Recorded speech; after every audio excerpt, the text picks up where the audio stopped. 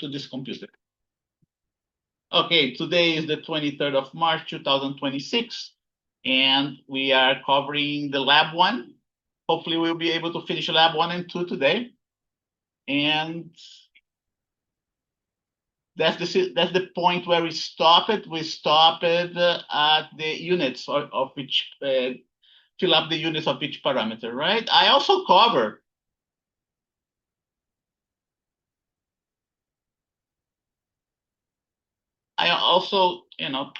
covered what are the important statistical parameters that we have out there, right? That you must know, that you at this point in time you must know, right? And the first one that we learn in school is the average. Is the average parameter. And then we learn the standard deviation. And that's the equation for the standard deviation. You need the equation for the standard deviation. Why do you need the equation for the standard deviation? To find out what's going to be the unit of the average parameters and the standard deviation. Okay, you need to have the equation and do a dimensional analysis to find out exactly what's going to be the unit of those statistical parameters. And then I define another statistical parameter in the spreadsheet, which is the standard deviation of your measurement divided by the, sorry, not the standard deviation, the standard deviation of the mean, right? There is the standard deviation and the standard deviation of the mean. So the standard deviation of the mean usually uses the error of your measurement. And then I define this ratio here between the standard deviation of the mean and the average, which has no unit whatsoever. And every parameter that has no units, you just write down the number 1 there in the Excel spreadsheet. And I'm going to get, let's see, the lab right in here. Lab 1. Let's open this one. No, even better. I'm going to open the other one. This one right in here.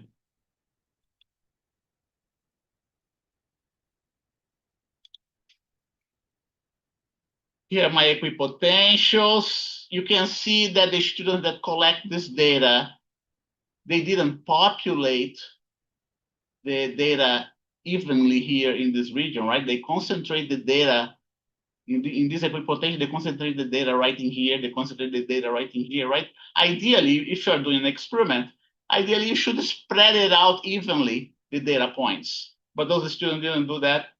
No, it's okay, there's nothing you can do about that, right? And let's not forget, you should fill up all the units right in here, okay? Make sure you put all the units there. Here's the ratio that I mentioned to you, right?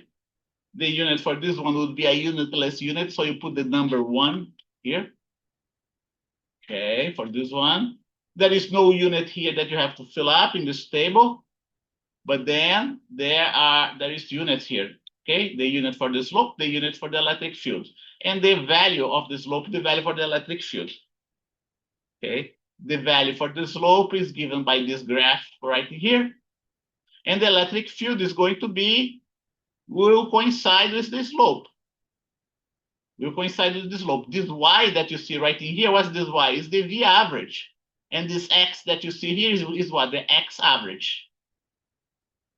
Okay? So that's where we stopped. We stopped at the units, and now you have to worry about the significant figures. Let's cover the significant figures here.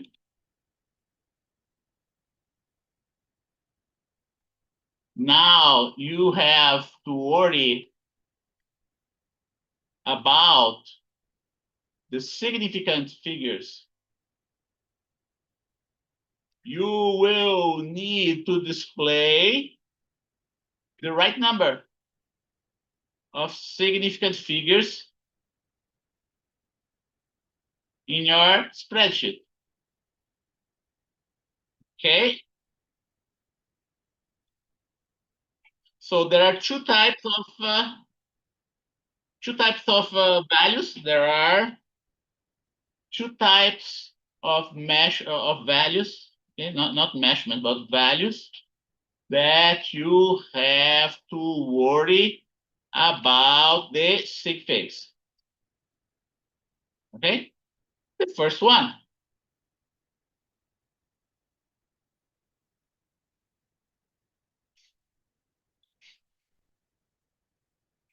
The first one is the raw measurements. Raw measurements which are obtained directly from your instrument and your measuring instrument, right? From your measuring instrument. And your measuring instrument can be the ruler, can be the vernier caliper,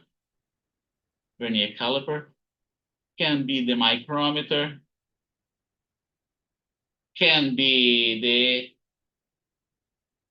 multimeter, can be also your timer, right? And so on. Okay. So here you go. In my labs, okay, we will use for the ruler, here you go, in my labs, for the ruler, we will use the significant figure, let's see, for the ruler, the significant, let's say, in my labs, let's see, the significant figures of the ruler, here you go, better, significant figures of the ruler is determined from the smallest division of the ruler. Okay, some people, they teach that you can use the half of the smallest division, right? But I prefer to use the smallest division to simplify everything for the students. And in the case of the ruler, in the case of our rulers, the smallest division, which is also called the resolution of the ruler,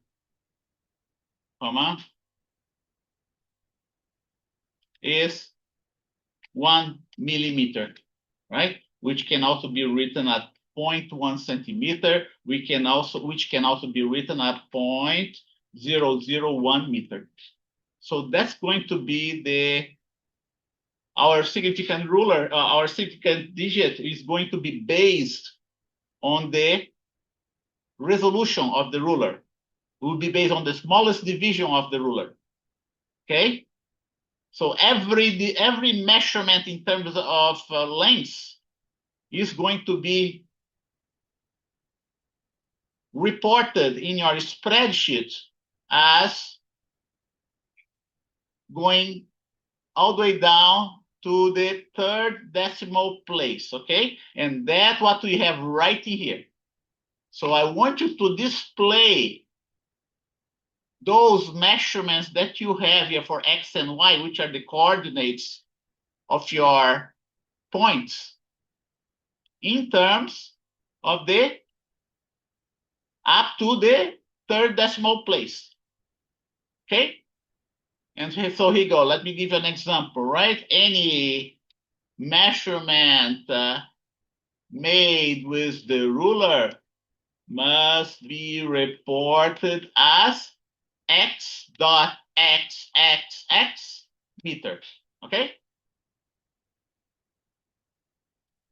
So let's come up with an example right in here in my spreadsheet. Here you go. In this one here, we have 0.04. 0.04 is 4 centimeters. That's the coordinate of the x value, okay? And like I said, like I mentioned to you, this measurement here should be reported as up to the third decimal place. The first thing that you have to do is to change the category of the value that you have in the spreadsheet. Instead of scientific, you put a number, and on the top of that, you display here up to the third decimal place. because you made your measurement with the ruler. That's how the measurement is supposed to look like in your spreadsheet, up to the third decimal place. In this specific case, we have 3 decimal places, but the number of significant figures is going to be only 2, okay? Only 2 significant figures. Not 4, not 5, not 3. The number of significant figures is not necessarily equal to the number of decimal places. Okay? So here you go. Example, right? Example. For a measurement equal to 4 centimeters, for a measurement made with your ruler, right? Made with your ruler equal to 4 centimeters, you must display this measurement as 0.040 meters in your spreadsheet.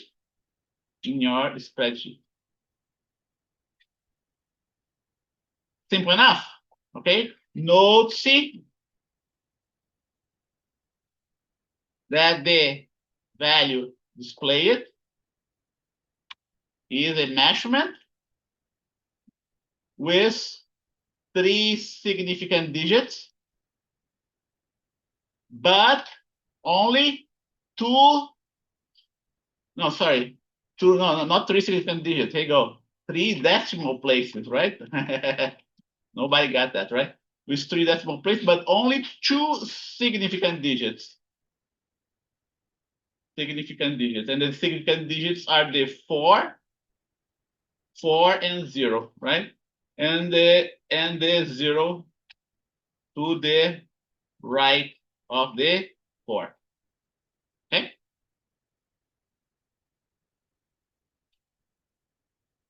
So those are okay. Let me also I'm going to highlight everything here that is a raw measurement obtained directly from the instrument. Everything highlighted in yellow is a raw measurement. The difference that here we obtained the measurement with the ruler, measurements obtained with the ruler, measurement obtained with the ruler, and so on, right? So let me put it in a different color, right? I'm gonna put like greenish. And whatever is in yellow is a measurement that was obtained with the multimeter, right? Measurements highlighted in green were obtained with the ruler, having a resolution of 0.001 meter, which is equal to 1 millimeter, which is equal to 0.1 centimeters. Okay? Now, measurements highlighted in yellow,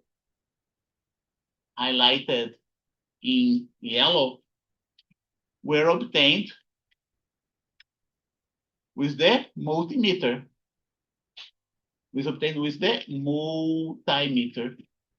Okay?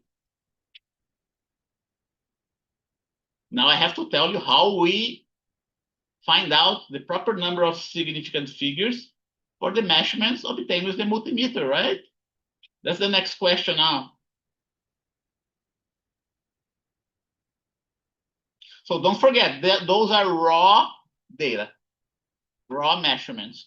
And I'm making this distinction. Why am I making this distinction? Because not only we have values that are raw measurements, but we also have values that are results that are obtained from your measurement, like here in this table, right?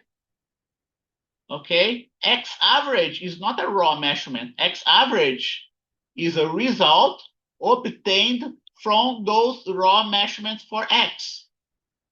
Okay, that's what it is. And those X average, the rule for the significant figures of a result is a little bit different from the rule obtained for the significant digits of a raw measurement. Okay? So let's talk about the raw measurement first, and then we go back to our multimeter, how we find out the significant figures of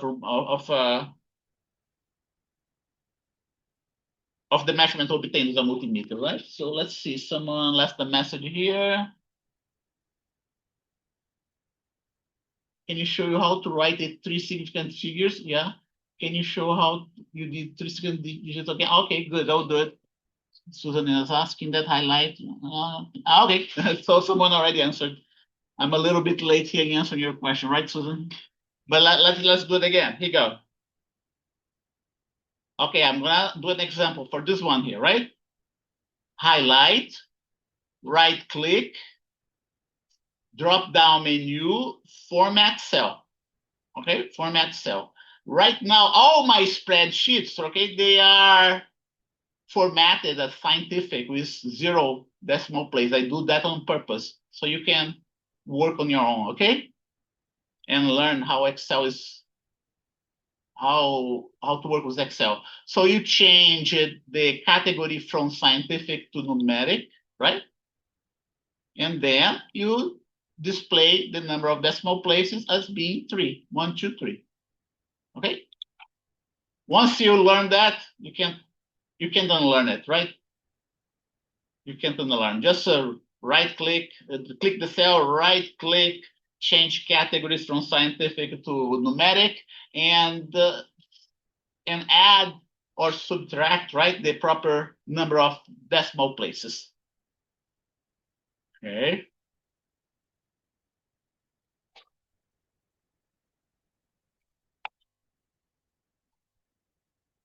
Now let's look at the average, right? How do you display? Here you go. Here are the average values of X.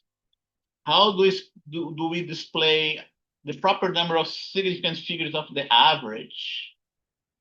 You already know that for an average, you already know what the formula for the average, right? So here you go. You already know what's the formula for the average. Let's see here.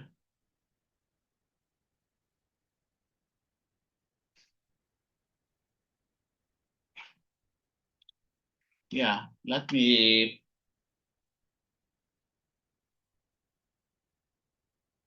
paste elsewhere, right? I should put it right in here. I'm going to erase that. I don't want to put that. You go. Let's do it this way. Yeah, right.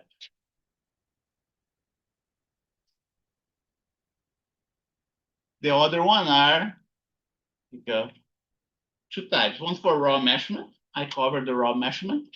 The number of significant figure of a raw measurement is determined in terms of the resolution or the smallest division, right? Or resolution of your instrument, right? In this case, the ruler. In this case, the ruler. The ruler. Let's see, raw measurement directly from your measuring instrument, ruler, vernier caliper. Okay, in my lab, the significant figures of the ruler is determined from the smallest division or resolution, right, of this instrument. Let's put it this way. In the case of the ruler, the smallest division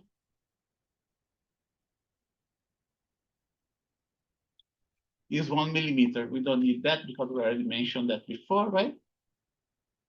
What about the results? Okay. Results are a manipulation, results are a mathematical manipulation of a given measurement. Okay?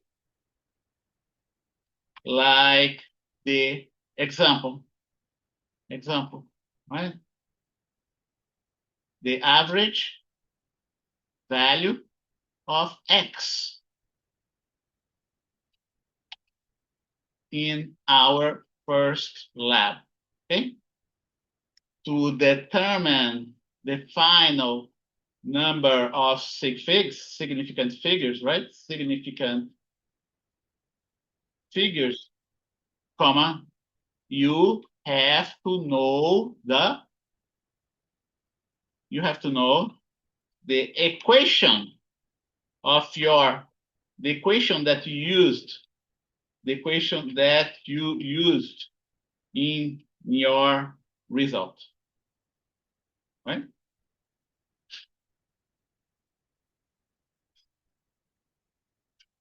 In this specific case, the equation of the average equation, right? Average equation.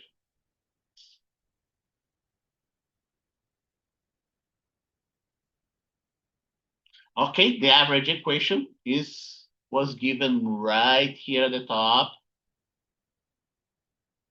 right here, right?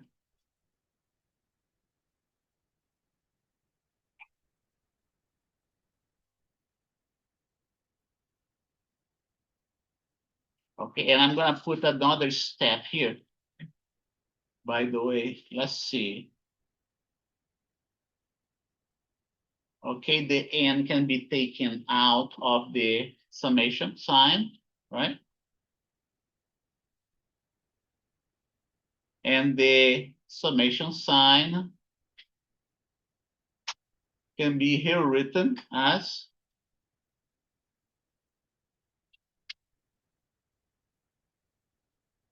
x1 plus x2 plus x3 plus xn, right?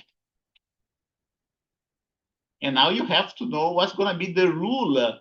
In order to find out the number of significant figures of a given average, first you have to know how you display the number of significant figures of a summation, right?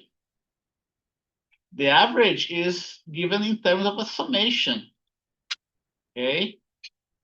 And now the question is how to obtain the number of significant figures of a summation.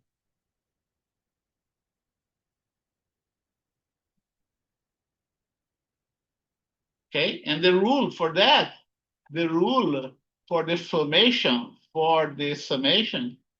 is the following. Right? So here you go.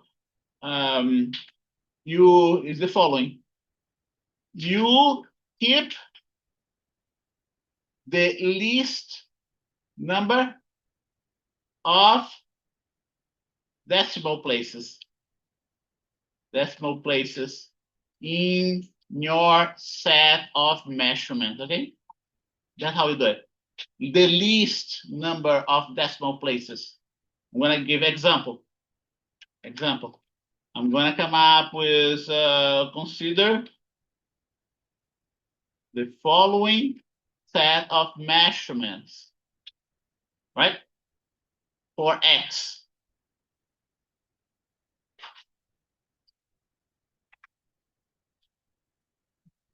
Here you go. So 0.123, right? Meters. Another one,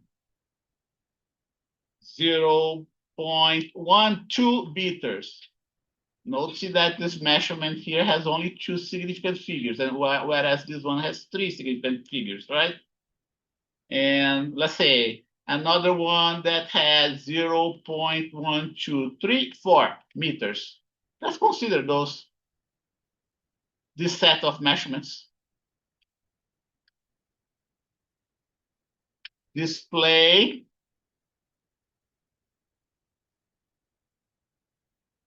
the average of these three values of these three measurements with the proper number of significant figures. Okay? So, solution, right? Solution. We are going to get, here you go, 0.123, right? Let's see if I can get a table here, make it look nicer. No, I'll leave this way. Meter, right? 0.12 meter. Here you go. 0.1234 meters. Right? And now we are going to come up. We're going to sum them up. Right? First, we sum them up. The last one is going to be 4. The one before the last one is going to be 6. Let me put it here. X. I'm going to 1, 2, 3, 4, right? Like that. This X here is going to be 4. This other X is going to be 6, but we're summing 3 with 3. This one is going to be 6 as well, because it's 2 plus 2 plus 2. And the last one is 3. This very first one is 0, right? That's what we get for the summation. This summation has the same units as of each measurement. And now we have to find out what's the proper way of displaying this result that you see right in here, right? And the rule states that we must keep the least number of decimal places in the summation. The least number of decimal places is going to be 2. Here we have 2 decimal places, 3 and 4, right? So the least number of decimal places has to be 2. So we have to stop. We have to display only up to the second decimal place of this result. And then we must also round it up if the next decimal is greater than 5, or you don't round that at all if the next decimal place is less than 5, okay? Consider the following set of measurements.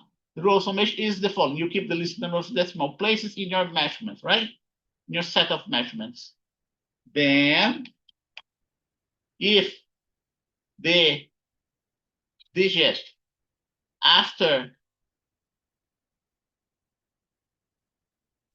the last significant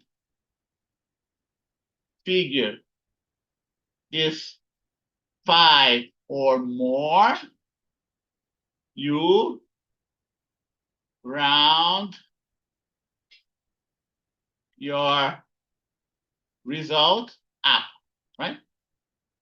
Here you go. The digit here is greater than 5, is greater than equal than 5, right? So the proper way to display this measurement, this result, the proper way to display this result is 0.37 meters. That's one example. Okay. And we are going to do that in our spreadsheet. Here you go. Here's my average, right? I'm taking the average. Let's see here. Yeah, I'm taking the average of those X values right here. Okay, so what I'm gonna do, before we take the average, right? First, we have to sum those values. That's what I'm gonna do right now. Here you go. Sum. That's the summation of all those values. I'm going to keep all of them in the same format. Number 1, 2, 3. Here you go. Right? All measurements has 3 decimal places. So in this specific case, we already know that we have to display the measurement up to the last decimal, or the result up to the last decimal place, right? But that's the summation. It's not the average yet. The average is this value divided by 6. But from the summation, you already know that we have to keep up to 3 decimal places. And on the top of that, note that we have not only have 3 decimal places, but we also have 3 significant digits, right? And that's something interesting about this rule. Note that every single measurement that we have here is only 2 significant digits, right? But when we sum them up, we end up with 3 significant digits, one more significant digit. So when you divide by 6, you have to display your average as though it has 3 significant digits, okay? So just by taking the average of a set of measurements, you may gain a significant figure. You may, it's not you will all the time, but you may at times, okay? So here you go. I'm going to display this average with the proper number of significant digits. First, I have to display in numeric format up to the 3rd decimal place. But wait a minute, we have 3 significant digits here.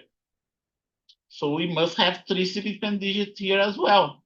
The summation is resulting in 3 significant digits. Consequently, the average must also have 3 significant digits. So we have to add one more decimal places to display our result with the proper number of significant digits. Okay? That's how we do. And this rule applies both to summation and subtraction. Okay, so how to obtain the number of a summation and this rule, let's say, of a summation of values, right? And I'm gonna put it here. The rule for subtraction is the same for the summation. Okay. Consequences of this rule, of the above rule, right? Of the above rule. 1, when you sum a set of values, comma, you may have a result with, I'm gonna emphasize here, may have a result with more significant, with a larger number of significant figures if compared to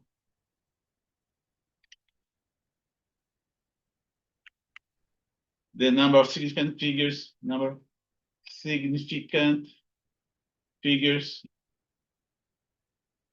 of a given measurement.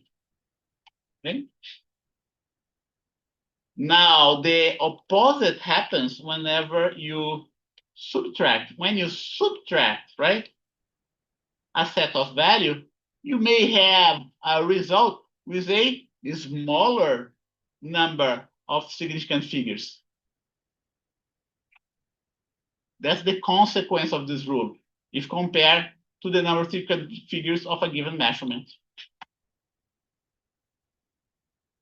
Of a measurement with the of a measurement. Here you go.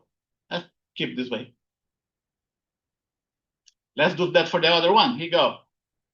Let's do for another one. Here you go. I'm gonna get the summation right in here, okay, of those x.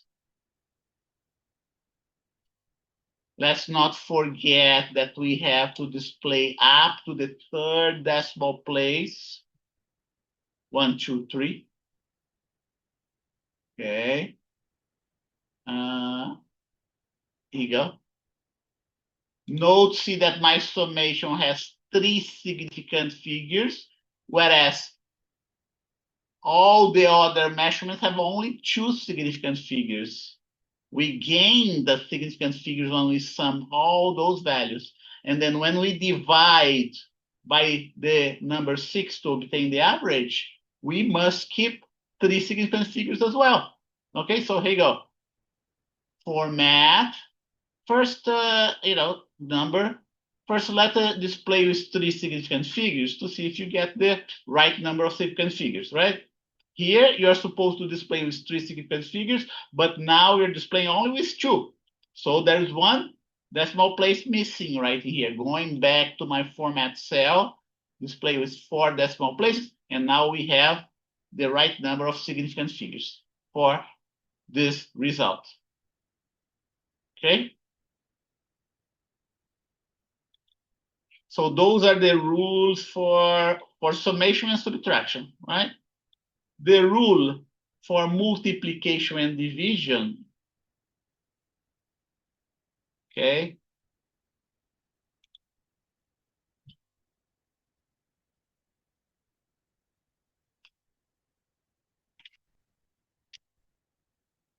The rule for multiplication and division is the following.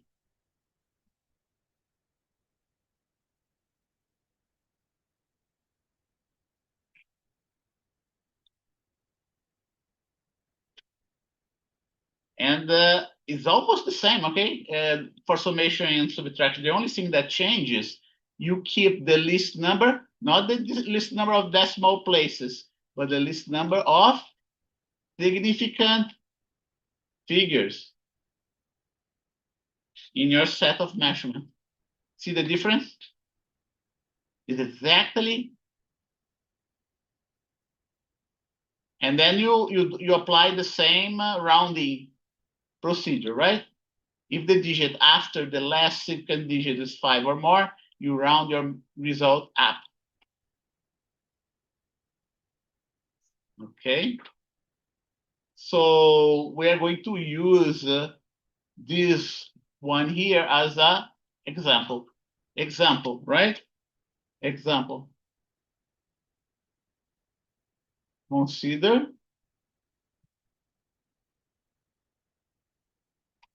the result you obtained above for the 3 set for the 3 measurements. 3 measurements, okay? 0.37 meters for the summation of the 3 measurements. Okay. Display the proper number of significant digits for the average, for each average value, right? Average value. Solution. The average value is determined by dividing 0.37 meters divided by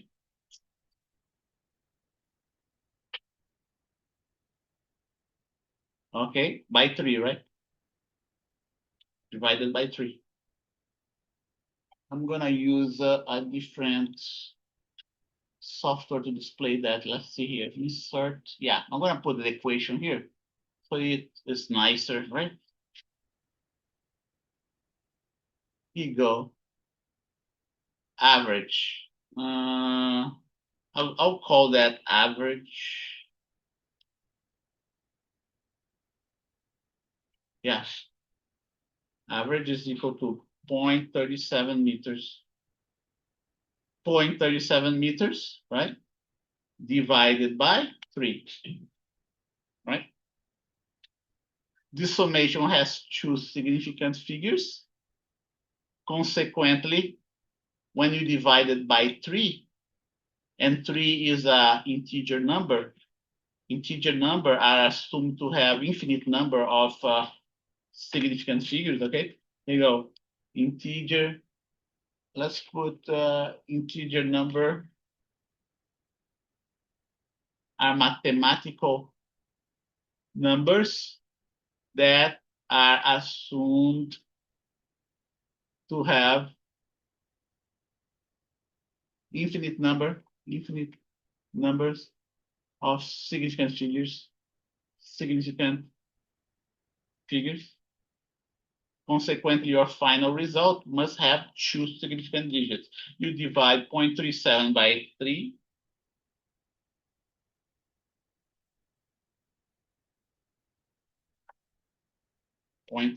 by 3, and I get 1.2, 0.12333, right? But don't forget, we keep only two significant digits, so we stop right in here. Proper way of displaying the average of those three values. So now you can start working on the proper number of significant digits, right? For the X and Y, start working the proper number of significant digits for the X and Y, and I will show you how to find out the proper number of significant digits for the voltage value. I still didn't tell you that. Okay, I'll give you some time to work on that. Time is that 10:38.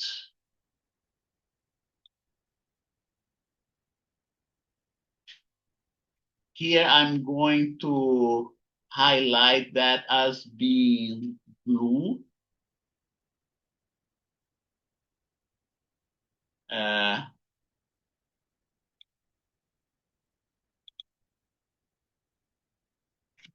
values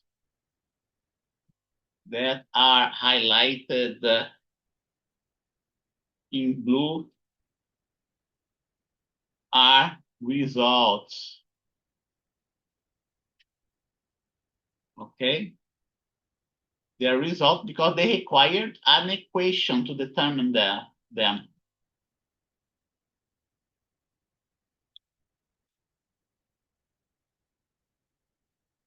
Results. So keep that in mind.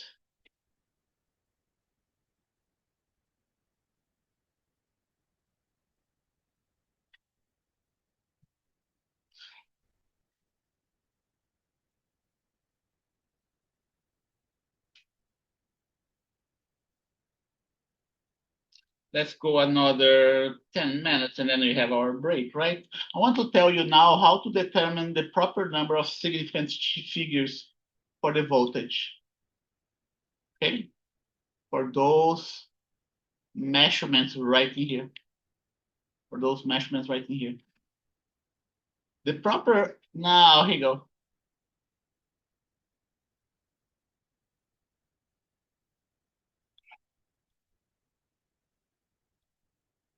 Integer numbers are mathematical numbers that are assumed to have infinite number of significant digits. Okay. What about the proper number of significant digits for the voltage measurements, right?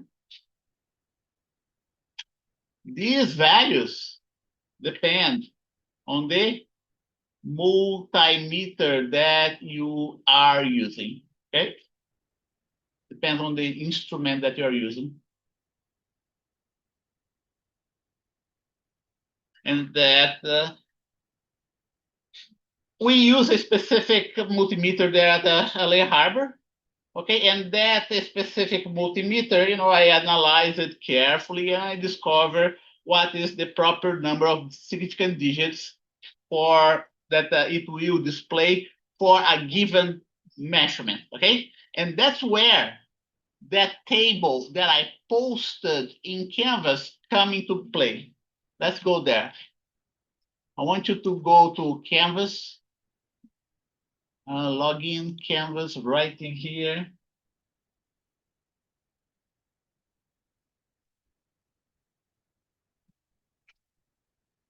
Course.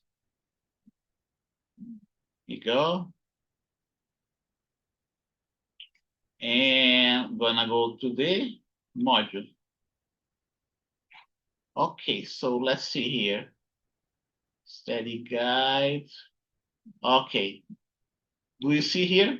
P07 significant figures. I want you to download this document and you will need it.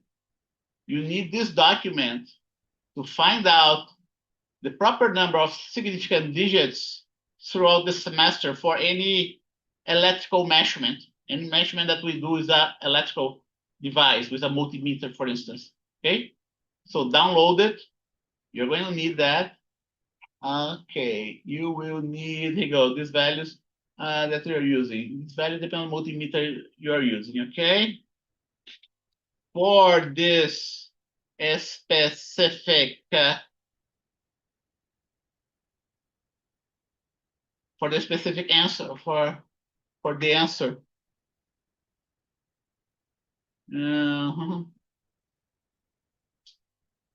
For the number of significant digits of electrical, right, measurements, I uploaded a document in Canvas entitled P07 sigfig.pdf. Sigfig.pdf. Okay. Going back there. You will need this table. Let me download it. Okay, so here you go.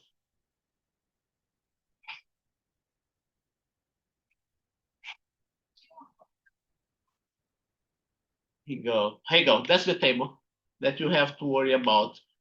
See that this table, you know, for instance, if you want to know the resistance, the number of significant figures of a resistance measurement with that specific multimeter that we use at LA Harbor, right?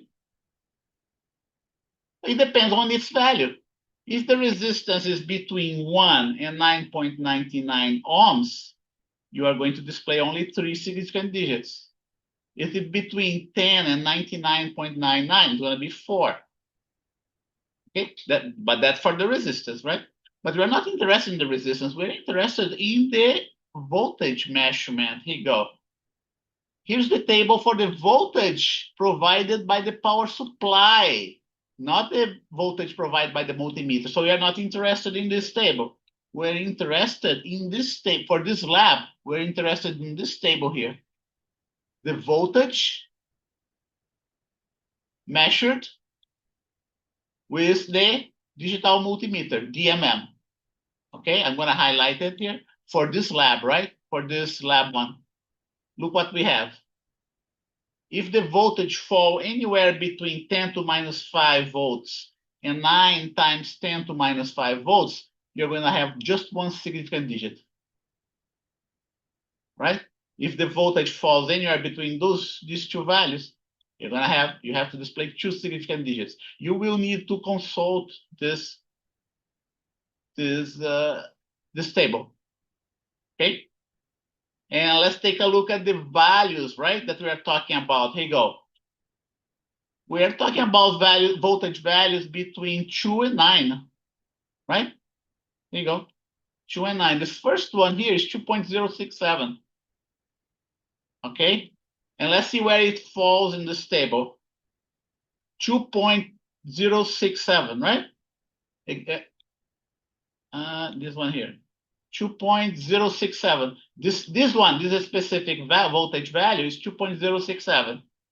2.067 falls within this range here.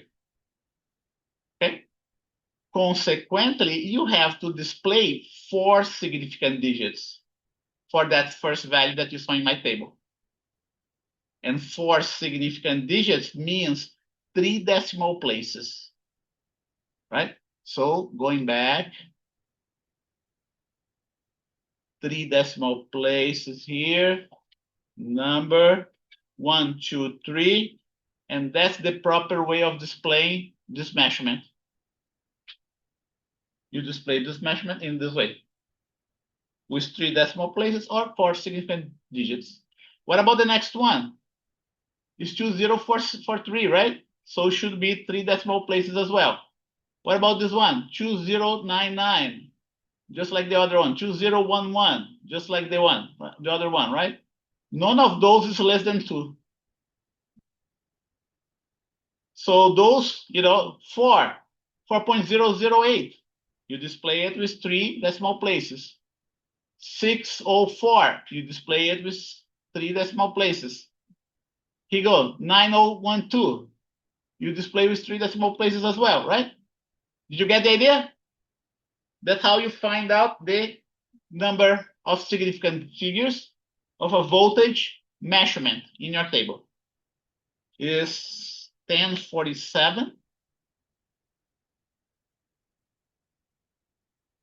Let's go another 3 minutes and then we have our break. Okay, so did I document there? Here you go. These values depend the number of instead of these values, right? The number of significant figures depend on the multimeter that you're using. Okay. The more expensive multimeters, right? Multimeters usually display a larger number of significant digits in your measurement. Okay? The more expensive the multimeter is, the more significant digits it's going to display for a given measurement.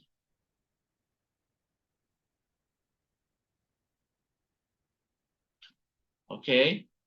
This number of significant digits, the number of significant digits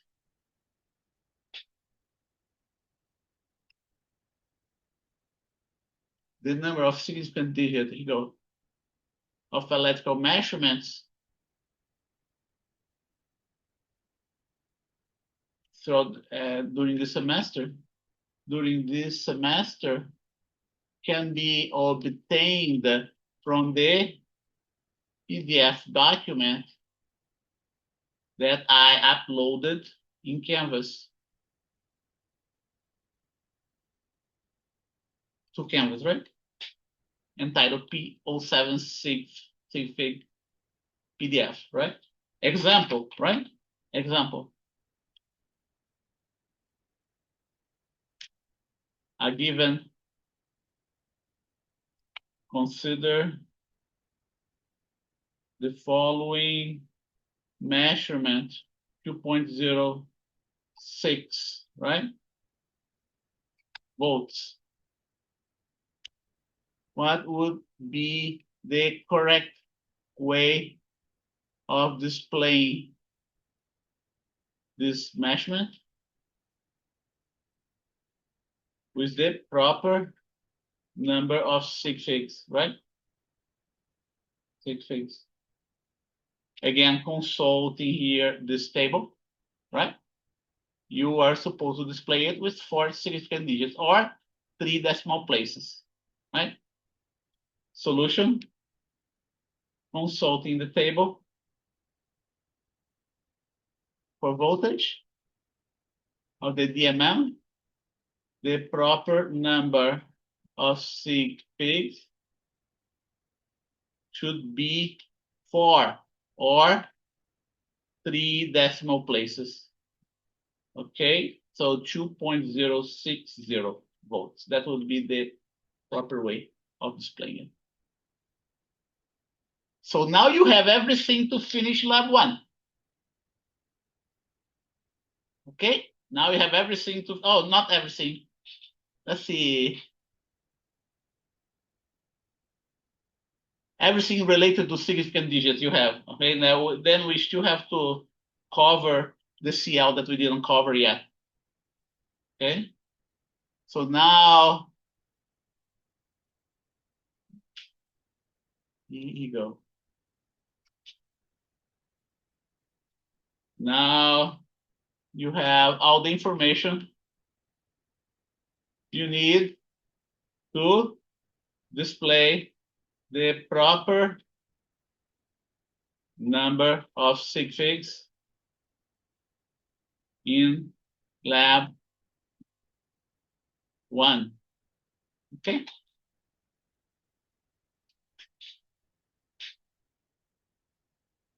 What we are going to do now, we are going to take a break. Okay, it is 10:52. Yeah, 10:52 a.m. Break from 11:07 a.m. Right? Any questions about that? Make sure you have this table right at handy,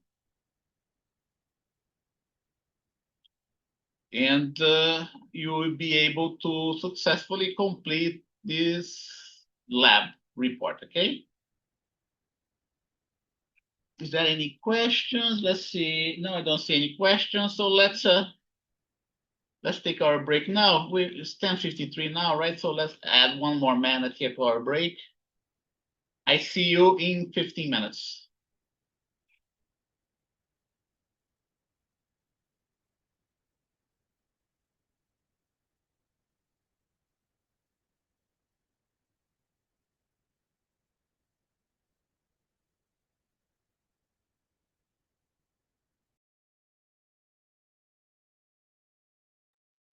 I'm back here. And now we can start sharing the screen. Okay, so I want you to start working on the significant digits now for lab 1. Okay, and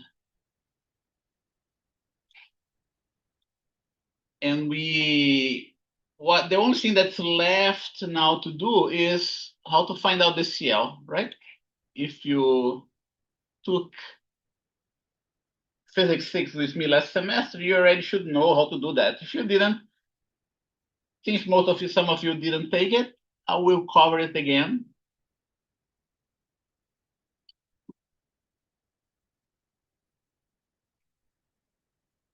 Okay, go. So what you have to do, right? First thing you have to do is plot the graph, right? In my labs, we are following the following script. Yeah, that's not good, right? We're following the script below, Here, 1. First thing that you do in my labs, write down your name on the left hand side of the spreadsheet. Then most labs, you plot the graph. Plot the required graphs. Can be one graph or can be more than one, right? Next, fill up the cells with the proper unit of the measurement / results. Next, what do we do? display.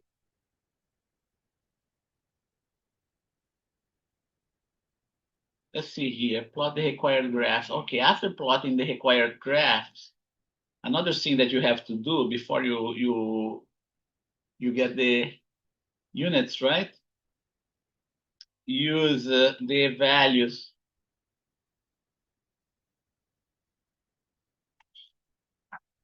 of the slope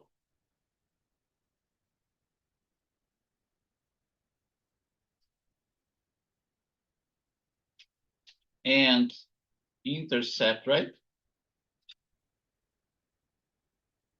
In one of the tables, right? Before you do any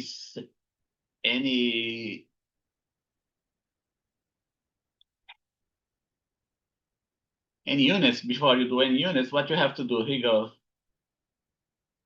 We plotted this graph here, and you have to fill in the value of the slope here. Don't forget.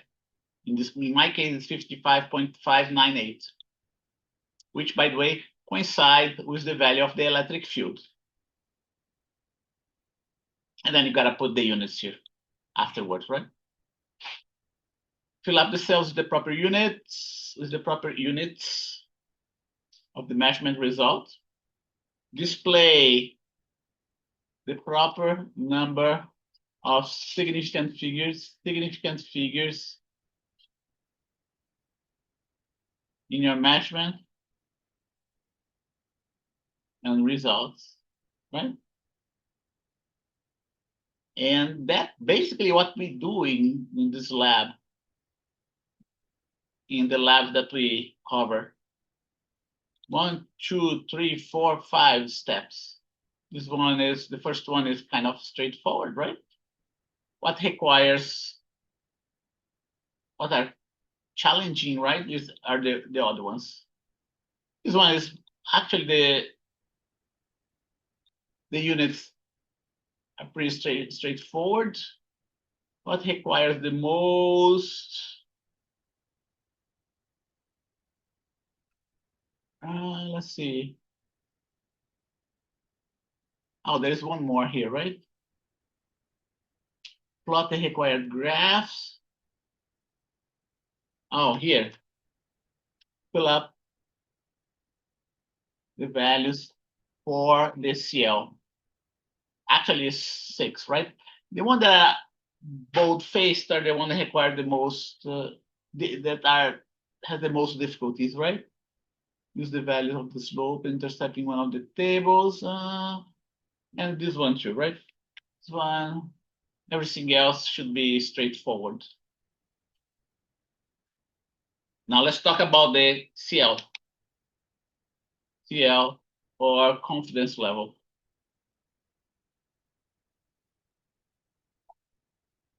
Confidence level is just another statistical parameter. Statistical parameters, right? The easiest one is the average. And then we have the median. Average, that's the median. There's the average, and then there's this other one that we call median, right? Here you go. Median.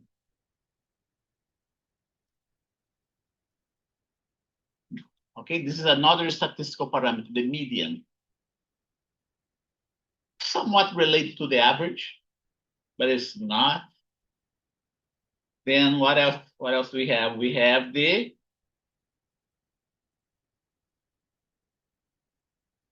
standard deviation, right? Then we have another statistical parameter that I like to call the percentage difference. Okay. You learned about the statistical parameter called the correlation coefficient, which is displayed by the letter R. And then we have also the determination coefficient, which is related to the correlation coefficient, is R squared. Okay, coefficient. Percentage difference, correlation coefficient. What else do we have? And now we have the confidence level. Let me put percentage difference, the confidence level. They all have equations, how you calculate them, right? The average, you already know how to calculate. You already know how to calculate the standard deviation.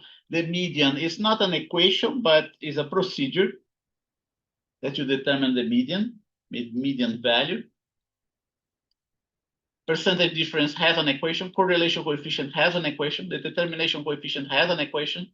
Confidence level also have an equation. But the equation is very complicated. It has an equation, but its equation is very complicated. It uses a special type of function. We can even look here how to calculate the confidence level, how to calculate the confidence level. Let's see if we have confidence level. How to calculate the confidence level. He said confidence interval. That's not what I want. I want the confidence level. The confidence level is different from the confidence interval. Okay, so common confidence levels.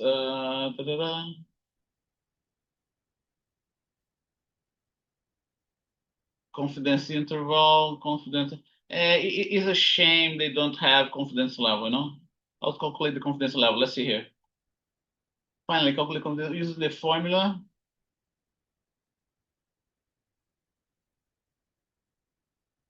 That's a confidence interval. It's not confidence level. Confidence interval is something else. Okay? But, you know, it uses the error function. It uses the error function. And it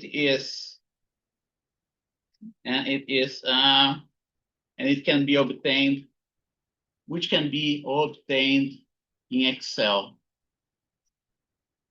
But the equation is so complicated that I prefer the equation is so difficult to obtain that instead we make available a table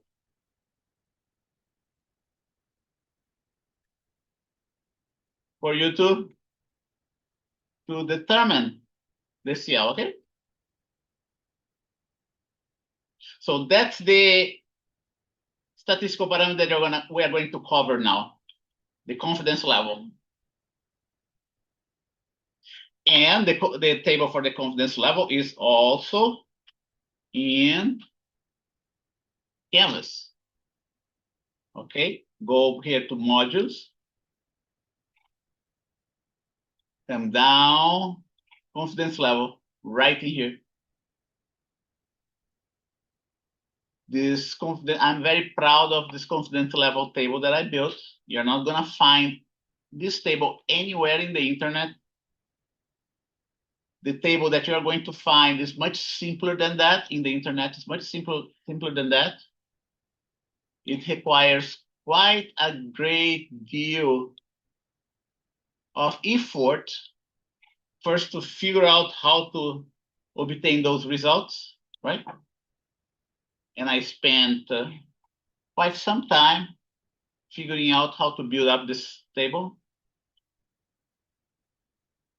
I haven't seen any book that walk you step by step on how to come up with this table.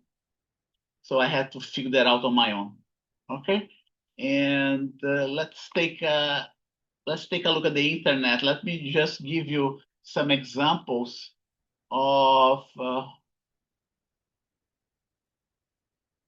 critical correlation coefficient. Okay, critical correlation coefficient table. That's how it's displayed in the internet. They call it the critical correlation coefficient table.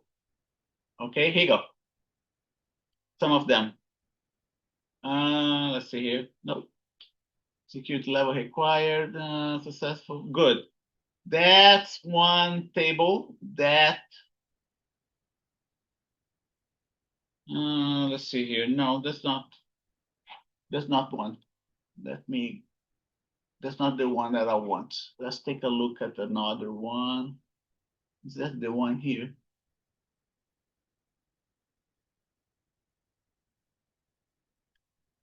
Yeah, degrees of freedom. Okay, good. It looks like this one here. Pearson's correlation coefficient. Let's see. Yeah, okay. It's very similar. It's just a, can I zoom in? Let's see here. Yeah. This table here is kind of similar to the one that I displayed for you. Here correspond to a coefficient, but it's built in slightly different, okay? It's built in terms of degrees of freedom. DF stands for degrees of freedom, and alpha stands for correlation coefficient minus 1 minus the correlation coefficient. The confidence level, 1 minus the confidence level. So an alpha of 0.2 means that you have a confidence level of 0.8. An alpha of 0.1 means that you have a confidence level of 0.9. 0.95, which is 95%, 98%, 99%, 99.9%, okay? That's one of the tables that you're gonna find there. 1, 2, 3, 4, 5, 6. Let's see. We didn't used to have those detailed tables, right? 1, 2, 3, 4, 5, 6, 7. In my case, I have 7 different confidence levels. Okay, and some time ago, we wouldn't find a table as detailed as this one. The difference here, you can even compare what you have here published in the internet. You can compare those numbers. Those numbers here are not the R square number that I have. Okay, in my case here, I put the critical values of R square. In the internet, what they have is not the critical values of R square, it's the critical values of R. So there might be some small difference. There is some difference between those tables that are published out there with respect to mine because I'm using an R square value instead of the R value. Okay, but let's see how we use this table. You gotta learn how to use this table. Okay, and here you go. The confidence level CL provides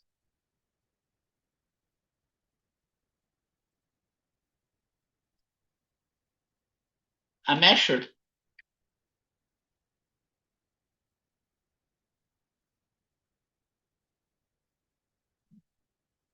of how close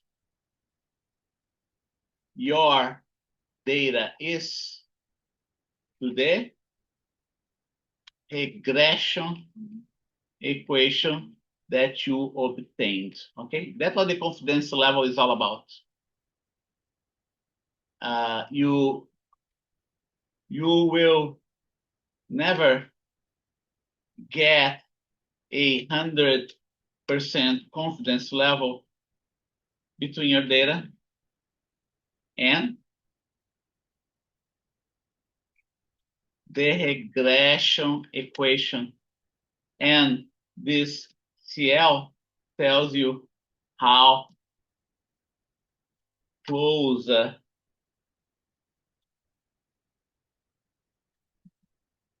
you get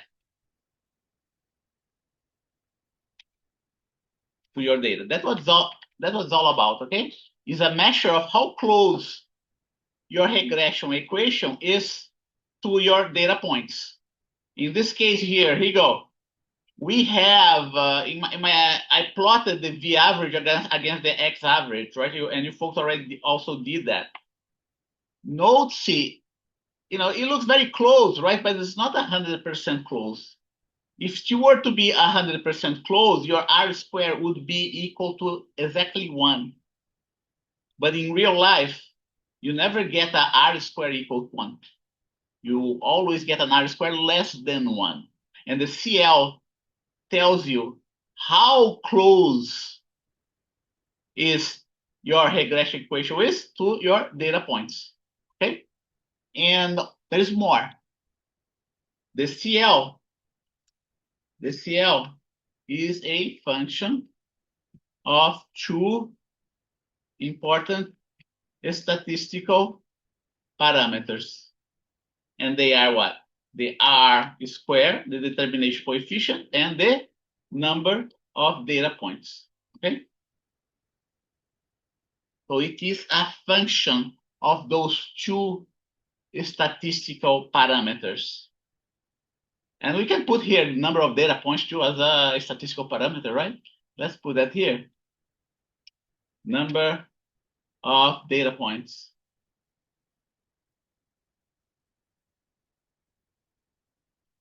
So in short, in mathematical format, we say that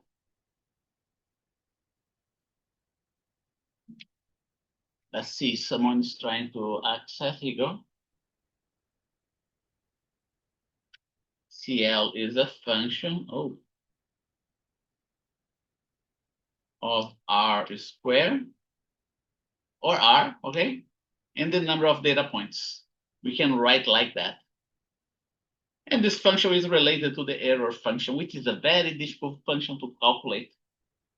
That's why we end up using tables, okay? That's why we end up using tables. And here is my table. So note C, here you go. We have the number of data points, which is related to the degrees of freedom that we have. Going back to that table you saw before, right? Let's take a look at that table you saw before. He displayed only the degrees of freedom, which is the number of data points minus 2. Okay? At 90% confidence level for 2 data points, for 3 data points. Yeah, 3 data points. Okay? You must have a correlation coefficient equal to 0.987688, okay? A correlation coefficient. At 95% confidence level, your R must be higher, okay? So the higher the confidence level you have, the higher must be your R square, okay? And the more data points you get in your plot, the less stringent the condition becomes for the R. The easier it becomes for you to get a high confidence level. Do you see what's happening here? Very few data points, you have to have a very high correlation coefficient. As the number of data points decreases, the correlation coefficient goes down. See that? What does it mean? It means that it becomes easier for you to increase your confidence level. Okay? So here you go. The higher the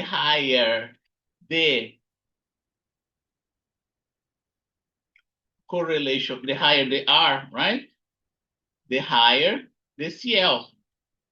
Similarly, likewise, right? Likewise, the higher the number of data points, N, the higher the CL as well. And the less stringent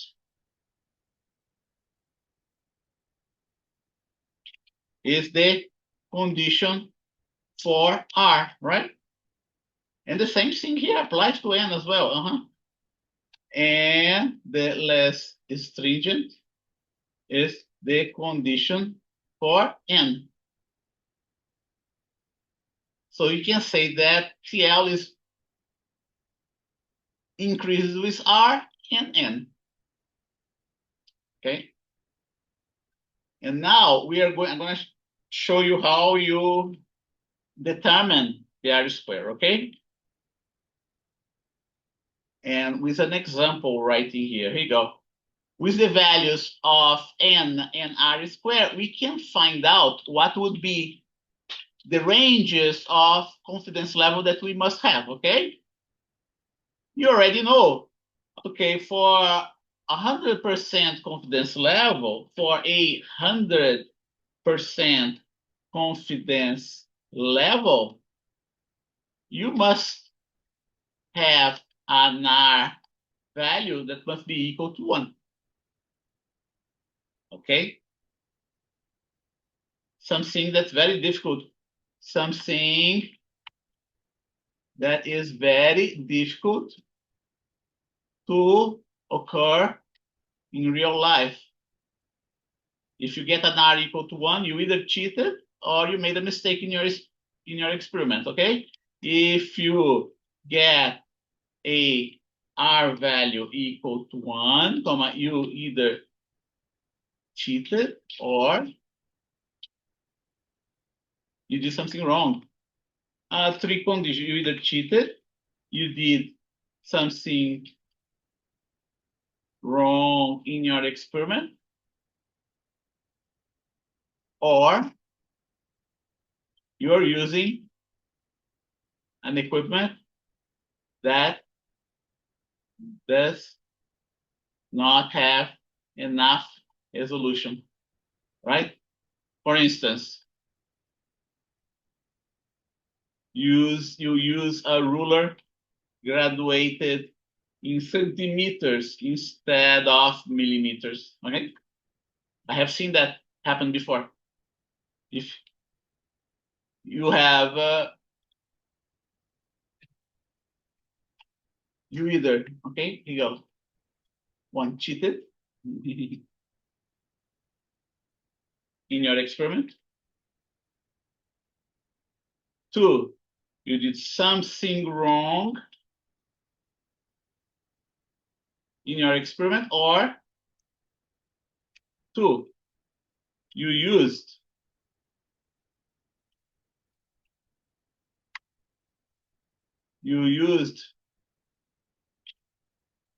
an equipment that did not have enough resolution, For instance, you use a ruler graduated in centimeters instead of millimeters. That has happened to me. I have experienced that in the lab. We're using a ruler that was not that didn't have millimeters in its division, right? And we end up getting 100% confidence level. Okay, so this is the confidence level is also a measure of whether you can use an equipment that has a better resolution. Okay, and now how do we do that? How do you do this table, right? Okay, so here you go. The first thing that you gotta do is the parameter n. What's the value of the parameter n? Okay, the value of the parameter n is how many data points you have here. Is 1, 2, 3, 4, 5. Here you go. You put 5 points there. Next, then you have the equation. Okay, the regression equation. The regression equation is going to be exactly this equation that you see right in here. So you go ahead, copy that stuff, and paste right in here. Okay, the x is going to be our x average. Okay, the R squared is documented here. You go ahead and put 9999.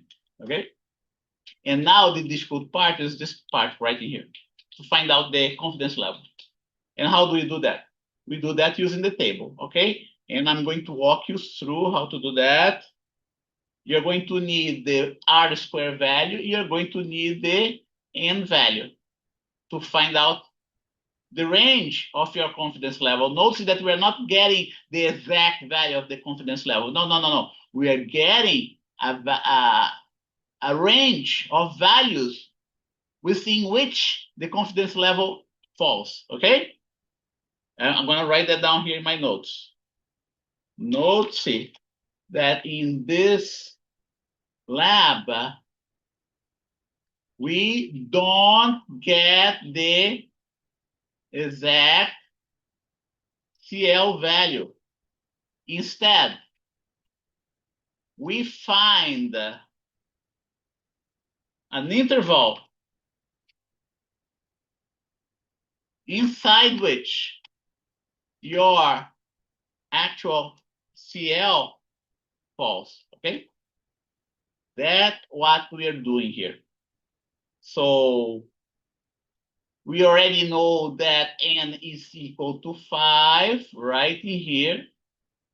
So we'll have to worry about this row in my table. And we also know that don't forget, what you have right in here in this table is the R squared, right? Critical values of R squares. What you have right in here at the top is my CL. What you have right here above the CL is the alpha value, the same alpha value that you saw in the other table, which is 1 minus CL. Down here is the n. Down here is the degrees of freedom, which is n minus 2. Okay, n minus 2. And what you have left here is just R square values. It's just the R square value. So how do we find the CL? First, we start with the row for n equal to 5 and find within this row where your R square falls. Okay, my R square, going back to my table, is 0.9999, right? 0.9999 is something that falls in between those two values. See that? 0.9999 is greater than this value that you see here and less than this value that you see here. So now we're going to read the range of values where my actual confidence level falls. Okay, my actual confidence level will fall between those two values, between those two CL values. Okay, if you had obtained an R square that was exactly 0.999823, it meant that your confidence level would be 1 minus 10 to minus 6. But you rarely get an exact value for the R square in the table. Okay, you always get something in between. That's why we have a lower bound for the CL, the one that I call minimum value, right? Minimum value and maximum value. That let's put that lower bound. Lower bound. Okay. Now that's better, right? And upper bound. And the other one would be the upper bound. That's how you should be interpreting this minimum and maximum value, the lower bound of your CL and the upper bound of your CL. So what do I do? Okay, the lower bound would be 1 minus 10 to minus 6. And I'm going to type it here. Don't forget, equal 1 minus 10 to minus 6. You have to put this equal sign here. If you don't put this equal sign here, Excel is going to treat your equation as though it is a text, okay? So make sure you put your equal value here, and I'm going to correct all of that, okay? With my software, I have a software to correct all of that automatically for me. And the upper bound, here you go, the upper bound will be 1 minus 10 to minus 7.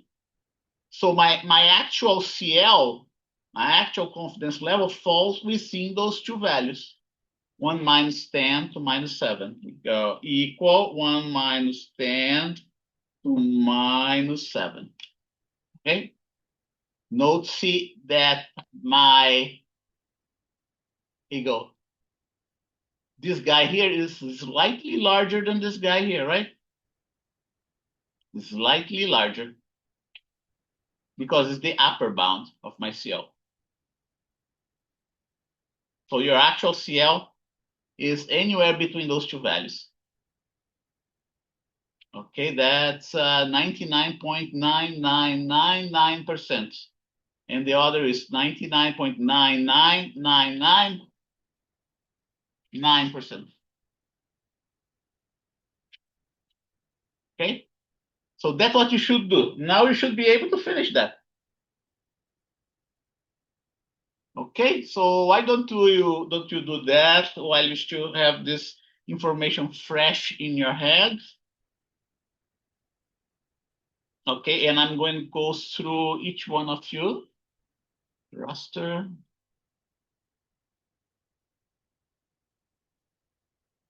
Lecture lab. Today is the 23rd of March.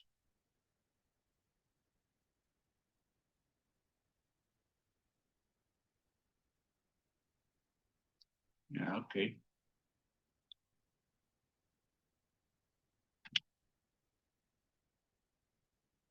Okay, should be 23rd right here. Is Mirage there?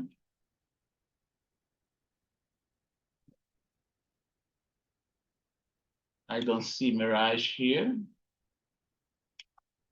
Susan Acosta? Are you I'm there? here. Okay, Susan, do you have did you start working on the spreadsheet, on your spreadsheet? Yes, I'm working on it. Okay, do you have any questions? Yes. For the CL, Uh-huh. um, you said it was the oh, actually, never mind. I know. Never mind. I know now. Okay, yeah, you gotta put the equal sign there, right? Did you put the equal sign? Yeah, that's what Okay, I forgot. okay, yeah, don't forget. If it's not displaying an actual number, but just an equation, right? That's because you forgot to put the equal sign there, okay? Okay. Okay, Mikara, are you there? Let's see if Mikara is here. I don't see Mikara. No. Next, Ryan. I don't see Ryan. Okay. Next, Evelyn Ayala. Evelyn's I'm here, here. right? Hi, Evelyn. So, do you have any questions, Evelyn? No, thank you. Okay. You're group number 3, right? So, Christina, are you there? I don't see Christina. And now that we finished lab 1, right? I can tell you what. Here you go. Lab 1. Lab 1. The report for lab 1. For lab 1 is due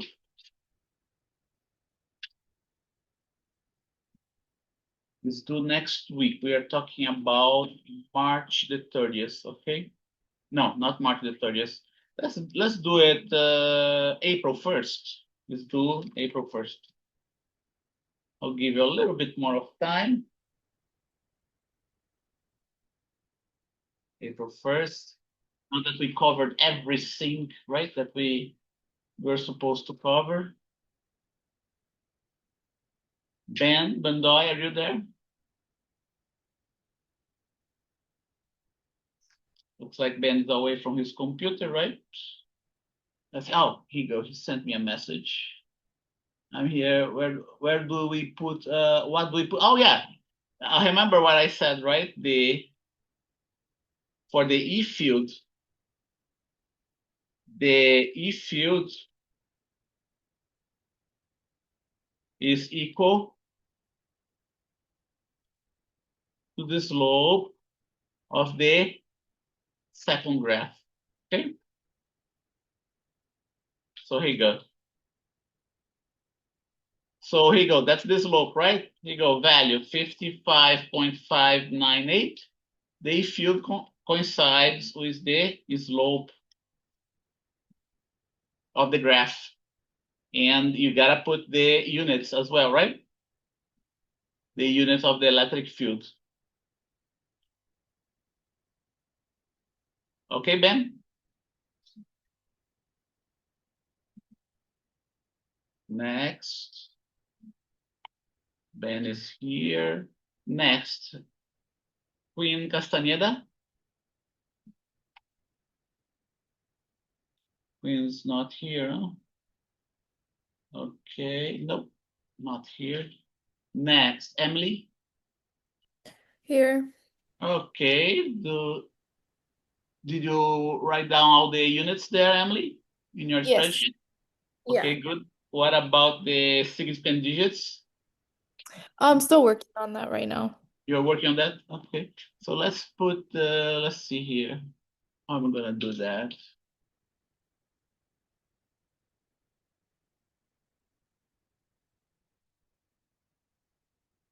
Right, you start with the units, sig fig, right?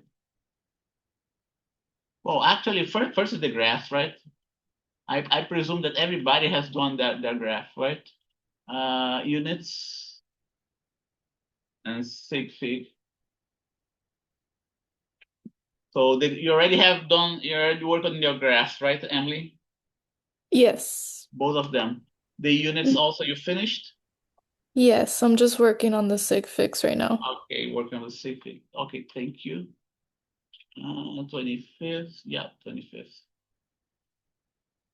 Okay, this guy is supposed to be elsewhere. Yeah, here you go. Next, Isabella Cisnero. I don't see Isabella here.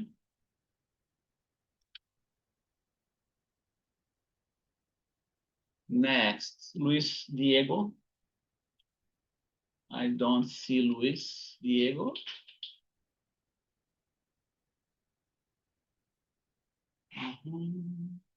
Next, Delacia. Delacia still didn't arrive, right? Next, Gabriela Edwards. Are you there, Gabriela? No. Next is Princess. Here. Okay, Princess is here. Did you plot all your graphs, Princess? Yes, I did. Okay, did you work on the units already? Yep. Okay, and what about the sig figs? Yeah, I did the sig figs already. Oh, you finished that too? Okay. Yeah. So let's see here. Now you should start working on the CL, right? Did you finish Yeah. that as well? Mm-hmm. Oh, you finished that? Okay, so okay, if you finished.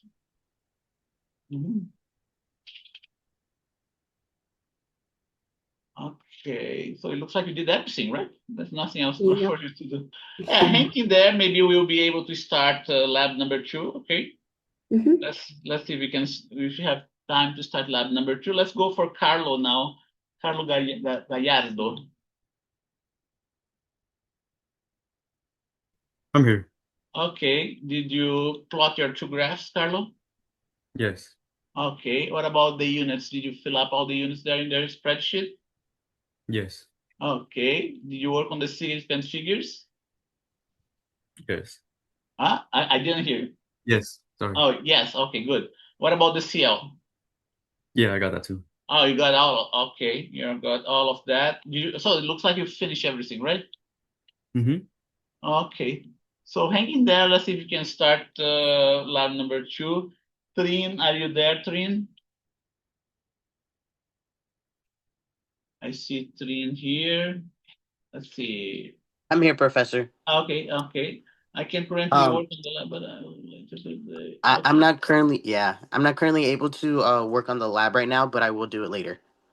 Okay, and so I'm gonna put it. Yeah.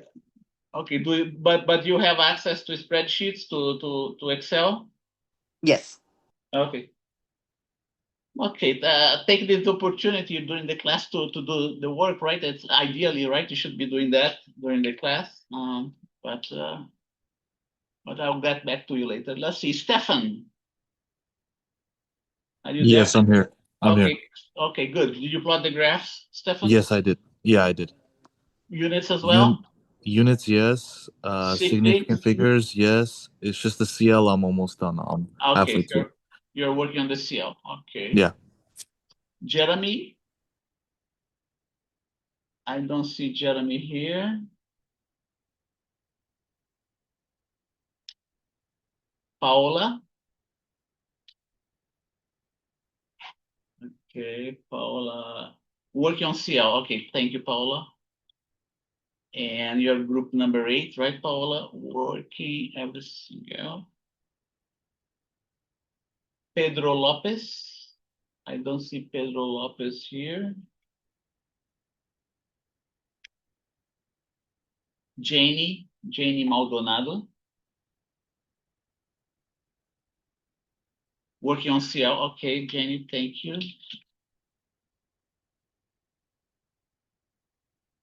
It is, what time is that, right? 11:52. Let's finish this row here and then we go in our break, okay? Noemi Martinez. I see Noemi here. Let's see here. Working on significant figures. Okay, thank you, Noemi. It's, oops.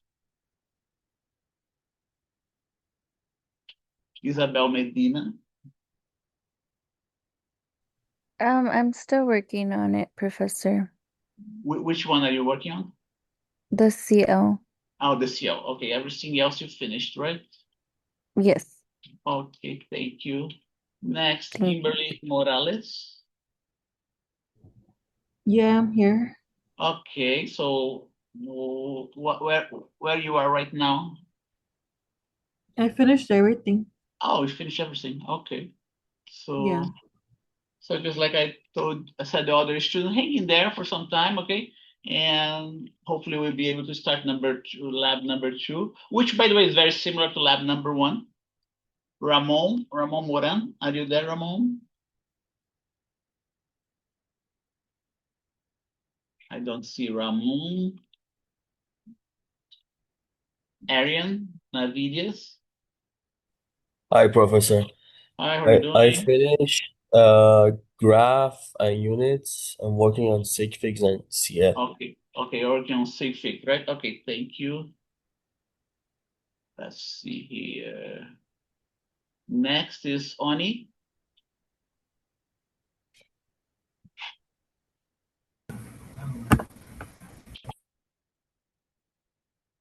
Okay, is Oni here? Yes, I'm here. Okay, so what have you done so far, Oni? We done the graphs and the significant figures and everything else except CL. But Okay, um, my my partner wants to know if our lab is okay. okay. Okay, yeah, upload there your lab, okay, but you gotta do the CL first, right? Do the CL first and then we talk about that, okay? Okay. Mario Ochoa.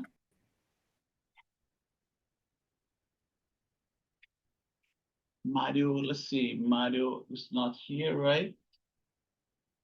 Next is Ahmad.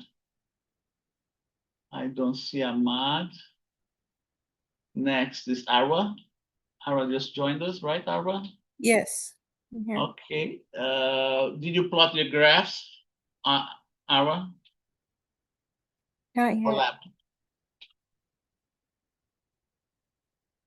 I didn't hear you. Did you plot the graphs? 2 graphs for lab 1?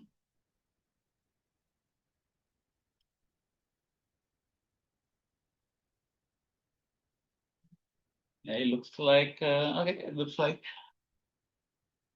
doesn't look like Arwa is going through, but I will get back to you later on. Okay, Arwa, let's see, Catherine Pettis. I don't see Catherine Pettis either. Next, Nadia. Yes. Okay, did you plot the graphs, Nadia? Yes. Okay, so Y for graph units. Did you work on the units? Yes, I did. Okay, sig figs. Yes. What about the CL? Yes. Oh, you did that. So it looks like you finished everything, right?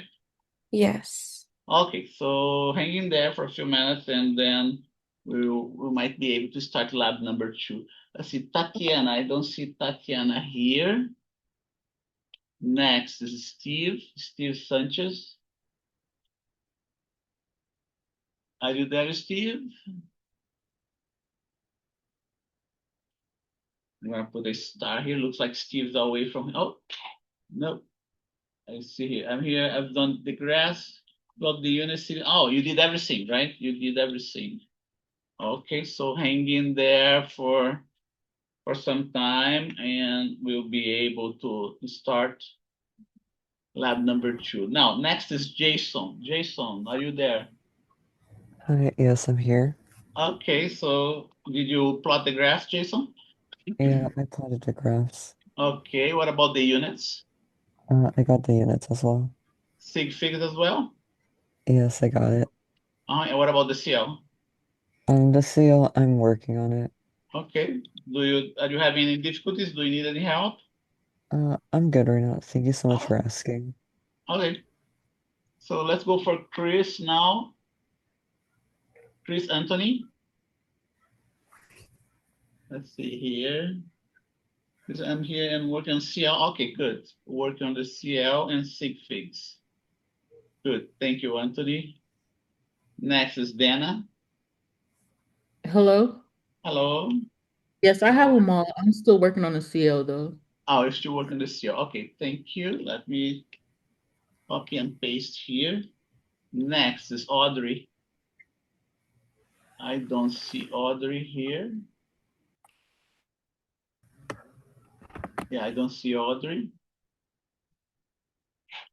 Okay, next is Juan Torres Arellano.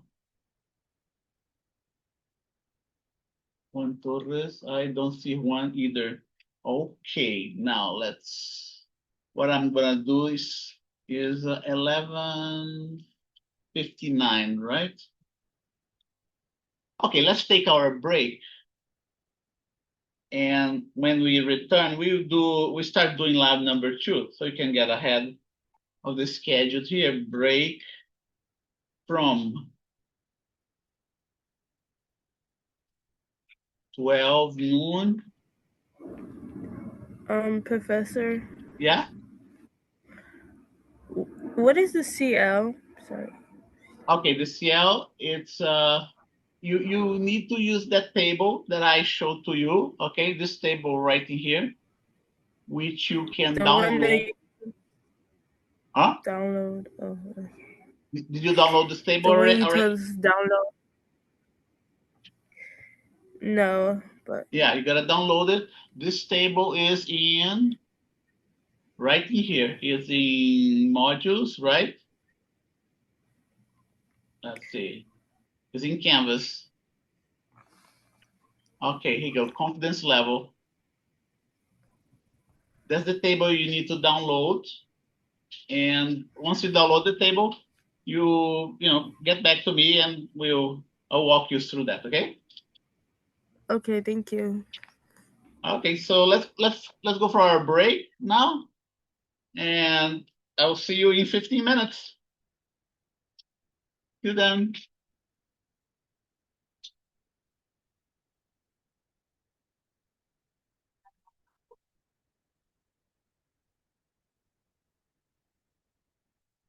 Okay.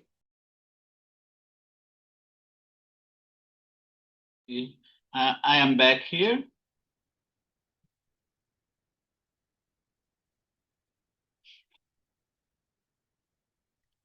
And what I want to do, let's do lab number 2. Let's see if we can finish it because it's so similar to the first one. And I will upload. Here you go. Lab number 2. Here you go. I presume that you can finish everything else on your own, right? Lab number 2 is very similar to the first one. The only difference is that we have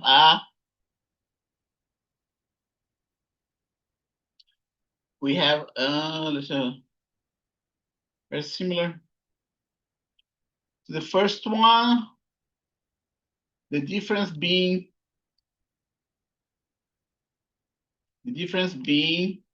that we use another configuration, another electrode configuration, right? That's what we which will produce a distinct electric field distribution. That's what lab number 2 is all about. And I am going to upload the spreadsheet of lab number 2. Let's see here.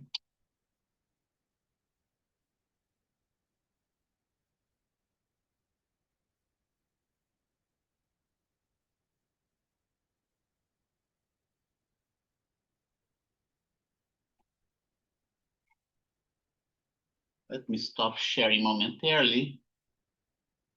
Nope. Okay.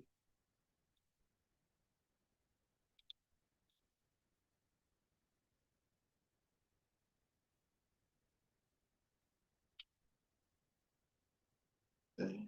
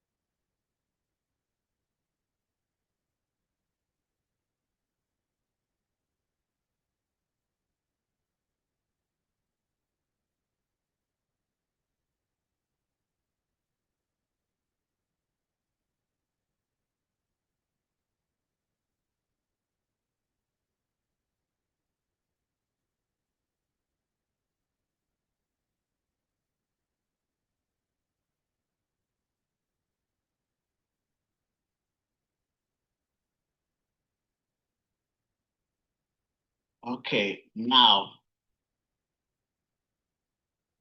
I'm going to upload the spreadsheet, Google Drive, okay.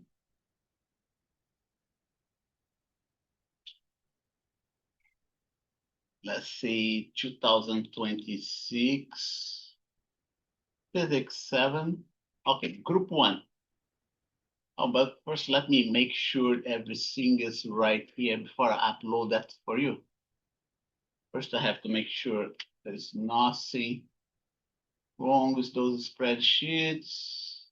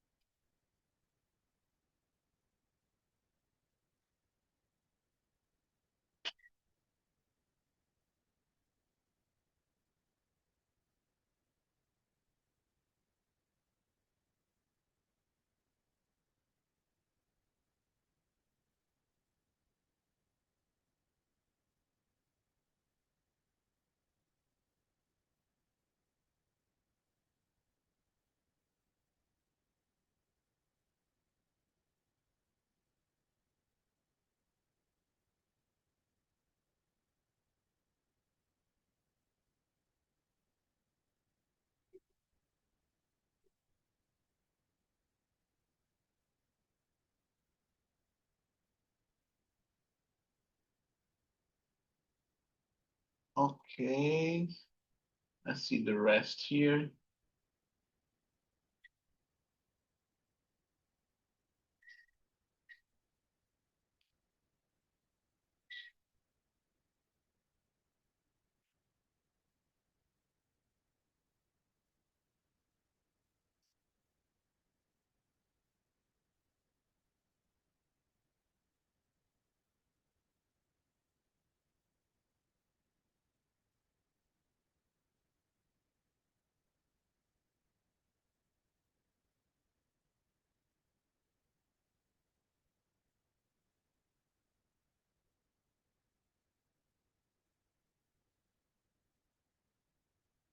Good, so everything seems to be correct here. Now I'm uploading spreadsheet for group number 1, group number 2, group number, oh gosh, group number 3, group number 4, group number 5, group number 6, group number 7, group number 8,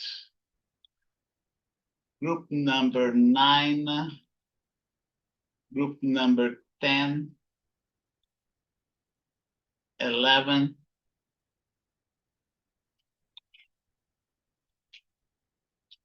12, 13, 14, 15, 16. Let's see if everybody has it. Oh yeah, we still have 2 more groups to go, right? 17 and 18. Let's see here.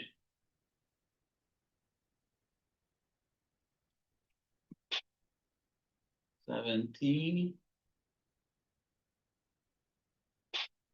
and 18.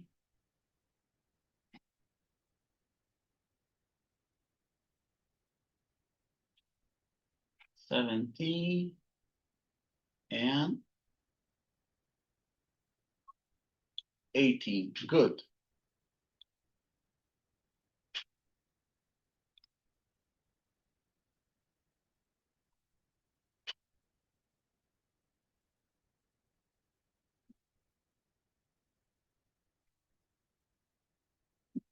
Let me share my screen.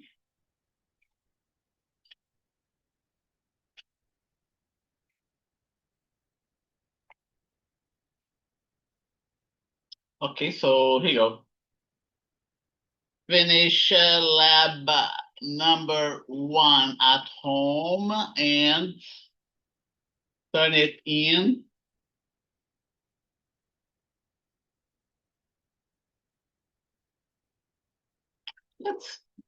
Let's do the following. I want you to turn it in.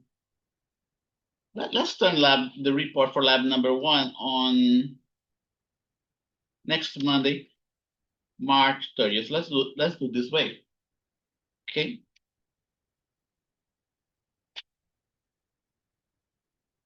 Next Monday. Lab number 2 is very similar to the first one. So the script, because of that, Professor, the you script, said you yeah. had said so it's no longer April 1st. Yeah, okay, since I said that for April 1st, let's do April 1st. Yeah. Okay, good point. Okay, lab number 2 is very similar to the first one. Okay, and so the script is gonna be the same. So the script will be the same, almost the same, almost the same. The difference being that we use another electrode configuration, which will produce a distinct electric field distribution. Okay, and let me get the script for lab number 2.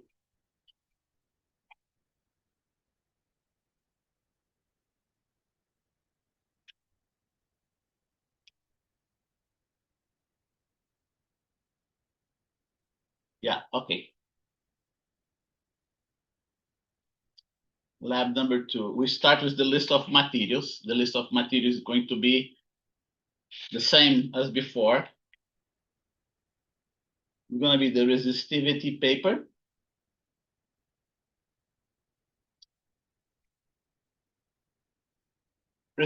paper, the conductive pen, right? The pen has a paint that has some flakes of metals there. The cork board, as before, 4 pins. 4 pins.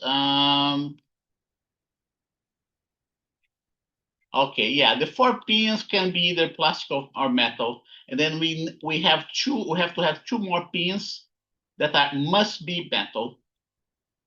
The power supply, the device that we worked before, 2 black cables, 2 alligator clips, 1 red cable, a digital multimeter, red probe for digital multimeter, and ruler for measuring the coordinate of the data points. Resolution 1 millimeter. Use the significant figures for these measurements according to the resolution of the instrument. And procedure, right?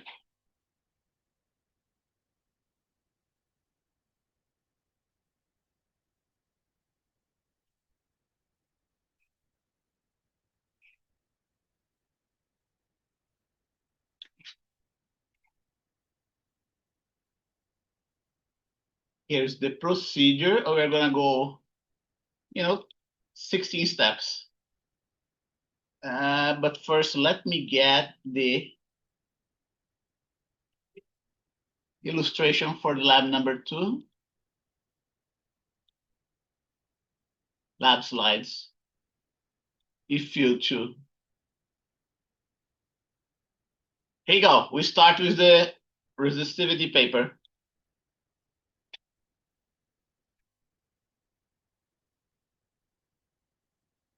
Okay, and we draw a circle of a given diameter with the pen, and then we draw another circle at the very center of the other circle, okay?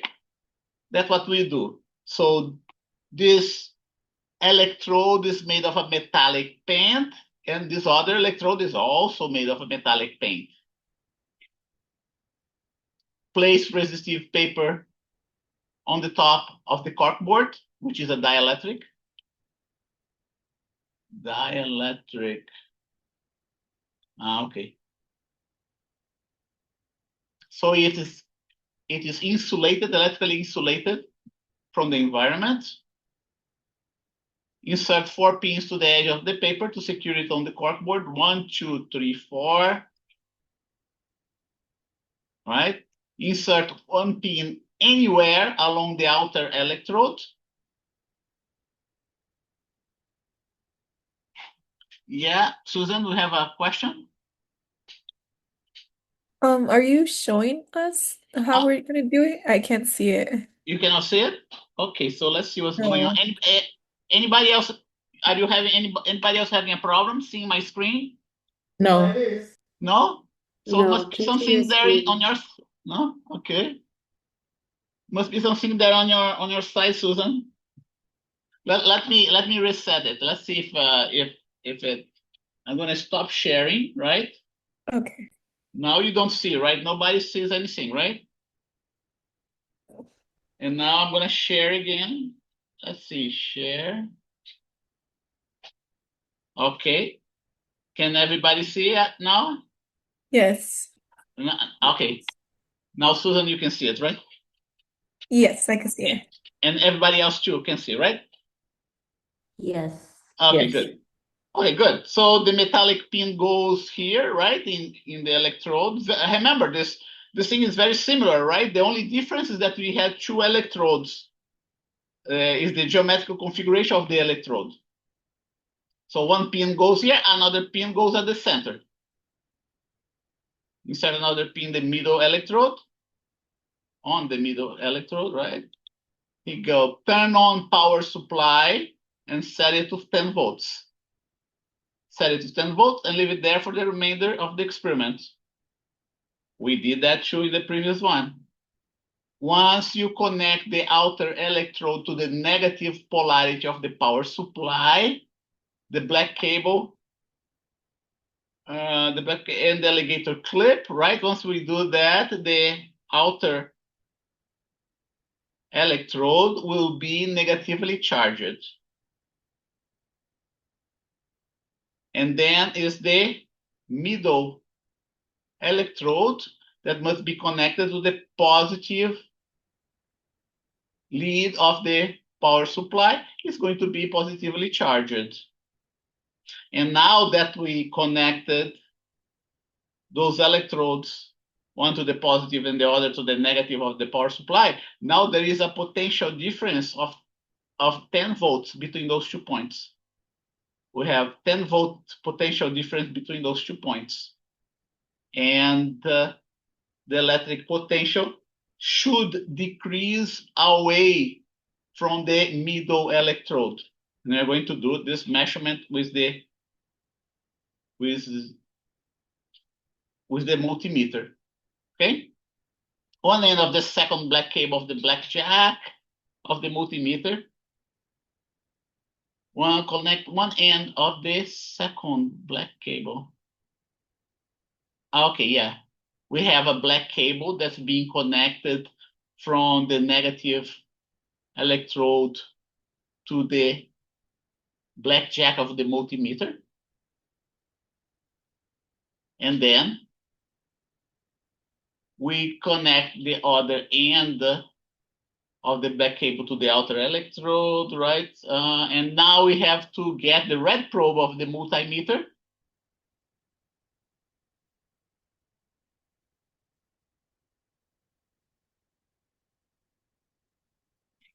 And that red cable is going to be moving between the inner electrode and the outer electrode. Okay, so next, okay, we do exactly what we did before, and now, which is, set an imaginary x-axis. In this case, the x-axis is going to be through the middle electrode, the horizontal axis. You don't draw that in the paper, otherwise you're going to damage the paper. In real life, right? We don't draw it, but you have to visualize that in your head. And you do the same for the y-axis, x and y-axis. Now, because we have a cylindrical symmetry, the data points for the voltage will also have cylindrical symmetry. You're going to see that, okay? Next, as a check to your equipment, touch the red probe on the pin of the outer electrode. And when you do that, you are supposed to read the voltage equal to 0. Okay. As a second check, touch the red probe at several places on the surface of the outer electrode. You still should read 0 volts. Not just in the pin, but anywhere. As a third check, touch the red probe on the pin of the inner electrode. Now, when you do that, remember that the negative of the multimeter is connected to the outer electrode and the positive is connected to the inner electrode. Now you should read 10 volts, close to 10 volts. Fourth check, touch the red probe on the surface of the inner electrode, not in the pin, but on the surface. Again, you should read 10 volts. And now we start doing the actual experiment. Okay, if you look at the spreadsheet, and let me get the spreadsheet for the second lab.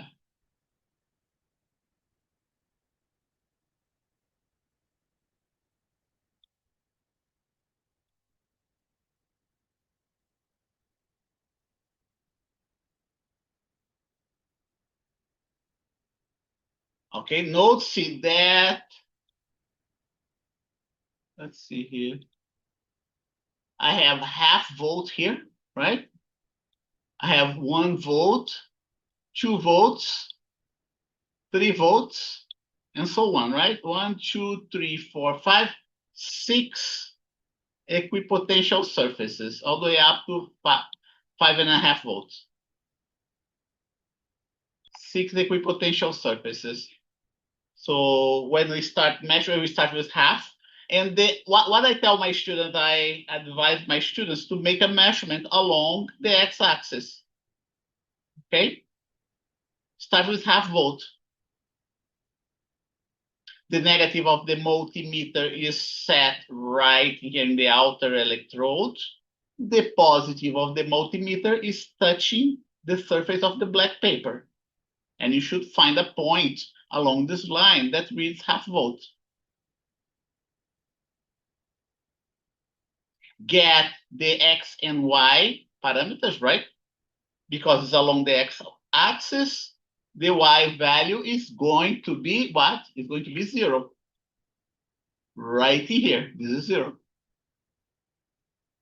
Then the value here is going to be 0.067 centimeters. We're measuring that with the ruler. Note, see that in the previous lab, we had only volts x and y. In this lab, we are going to have volts x and y, but we also have the r coordinate, okay? The r value. Why do we need the r value? We need the r value because this experiment has cylindrical symmetry. And you're gonna see what I mean by cylindrical symmetry very soon. Here you go, the second point, 1 volt along the x-axis. Read the x and y. Okay, the lab number 2. Here you go, y 0, right? X a little bit further away, a little bit closer to the center, not further away, but closer to the center. Note, see that all those points here along this row has a y coordinate of 0. 2 volts is 0, 3 volts is 0, 4 volts, the y coordinate is 0, 5.5, right? So we are making voltage measurements along the x-axis. There you go. That will be 2 volts. That will be 3 volts. That will be 4 volts. That will be 5.5 volts. And then we repeat for points along the y-axis. Okay? Half volt, 1 volt, 2 volts, 3 volts, 4 volts, 5.5 volts. Same colors. See that? Same colors. And then you get points in between. You're going to use the first quadrant and the second quadrant, okay? So here you go. Because this arc is much larger than the other arcs, we're going to use just the first quadrant for the half volt. By circular geometry, by cylindrical geometry, what do I mean? I mean that those points are going to have a circular distribution. Okay. You do not want, ideally, you should get data points that are evenly spaced from each other. Okay. If you do the experiment in a proper way. If you don't do it in the proper way, you're going to have an accumulation of points in a given region. Doesn't look nice because you have this hole, this big hole here, right, between data points. That's why I tell my students when they are doing the experiment, the actual experiment. But here you go. Half volt and 1 volt. Okay, you should locate what are x and y values for 1 volt. That's the second equipotential. The third equipotential is going to be in the second quadrant because this arc start to decrease in size, right?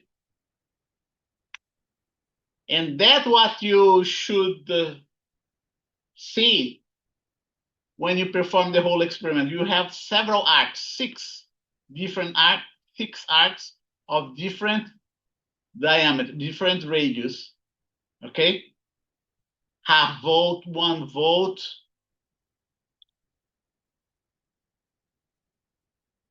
2 volts, 3 volts, 4 volts, 5.5 volts. And that's what you're going to see when we, and here you go, I'm plotting here the equipotentials and the electric field lines. The red lines are the electric field lines going from the positive to the negative. Okay. Now it is 12:42, right? Yeah, 12:42. So you do exactly what you did before. Let's do it. Let's plot the equipotentials. Go ahead, get your spreadsheet and highlight X and Y. Highlight X and Y. Insert, chart, scatter. Do you see the arc here? Right? The circular arc. The points are not evenly spaced, right? Unfortunately. Ideally, those points should be evenly spaced. Let's see. And also, your graph here should be a square. So you can visualize the circular arc. Okay. Click one of the data points, just like we did before. Right click, select data. We are going to edit this first series of data points, and we're going to write down 0.5 volts. Right? And now we are going to add a second set of data points, 1 volt. The series name is going to be 1 volt. The X value, you just click on the X value, click and drag the X data points. Delete in the series Y value, you delete whatever is in there, the junk that's in there, and then you highlight the Y values. Click OK. You should have your second equipotential. Now you can see that this data point here is kind of outside the circle, right? So if you're doing this experiment, I would ask you to remove this data point and measure it elsewhere. Measure it again, right? Click one of the data points, right click, select data. Now it's going to be 2 volts. Oh, gotta add it first, right? 2.0 volts.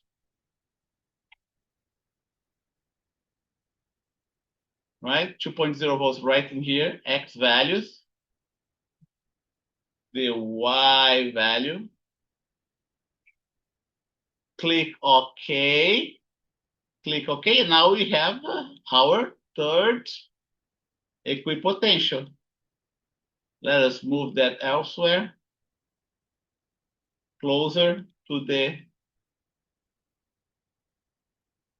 range of data points, right? Here we go. Let me zoom out a little bit. Didn't help much, right?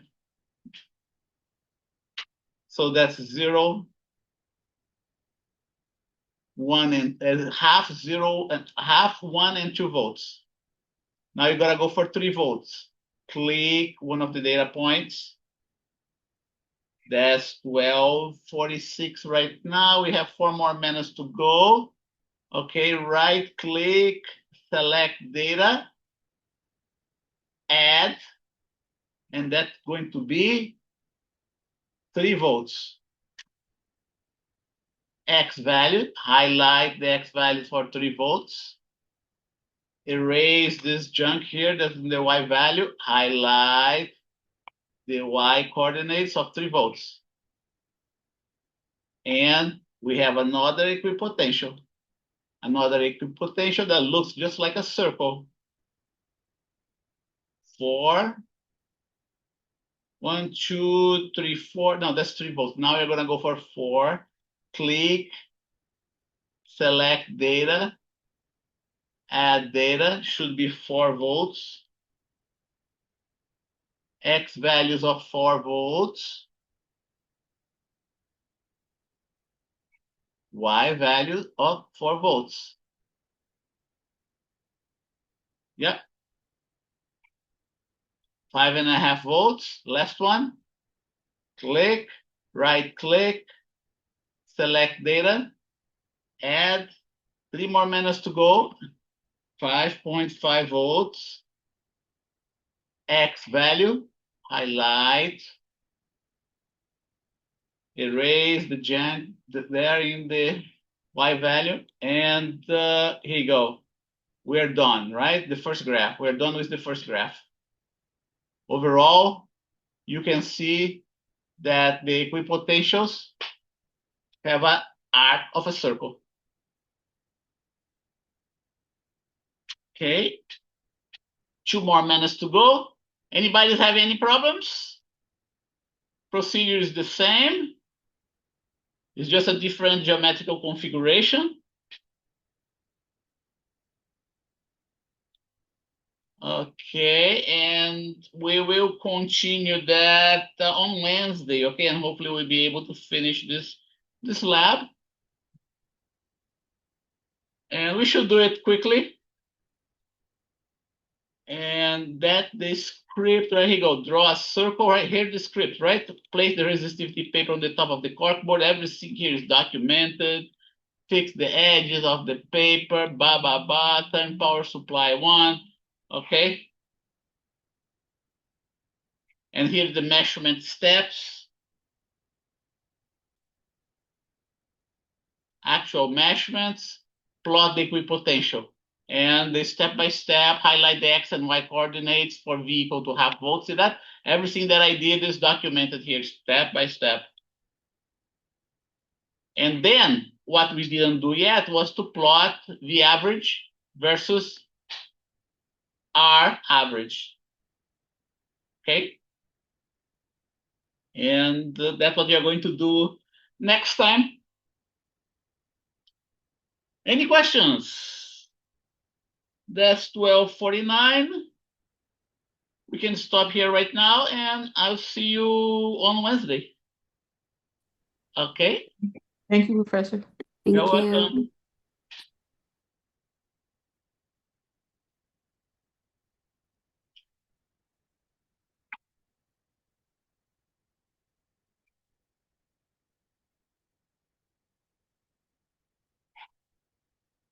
Stop sharing.